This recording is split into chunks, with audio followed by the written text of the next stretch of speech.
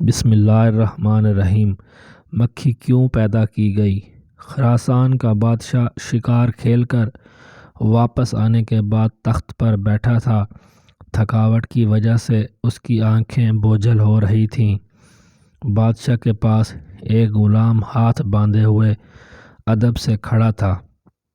بادشاہ کو سخت نیند آئی ہوئی تھی، مگر جب بھی اس کی آنکھیں بند ہوتی تو ایک مکھی آ کر اس کی ناک پر بیٹھ جاتی اور نیند اور بے خیالی کی وجہ سے بادشاہ غصے سے اس مکھی کو مارنے کی کوشش کرتا، لیکن اس کا ہاتھ اپنے ہی چہرے پہ پڑتا تھا اور وہ ہڑبڑا کر جاگ جاتا تھا۔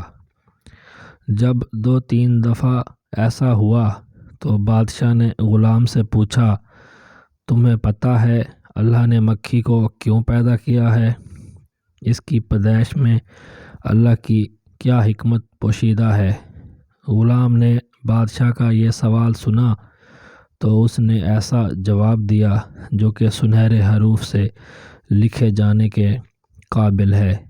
غلام نے جواب دیا، بادشاہ سلامت، اللہ نے مکھی کو اس لیے پیدا کیا ہے کہ بادشاہوں اور سلطانوں کو یہ احساس ہوتا رہے کہ وہ خود کو کہیں خدا نہ سمجھ بیٹھیں کہ وہ خود سے تو ایک مکھی کو بھی قابو نہیں کر سکتے۔ اگر ویڈیو اچھی لگے تو لائک کر دیں اور چینل کو سبسکرائب کر لیں۔ شکریہ۔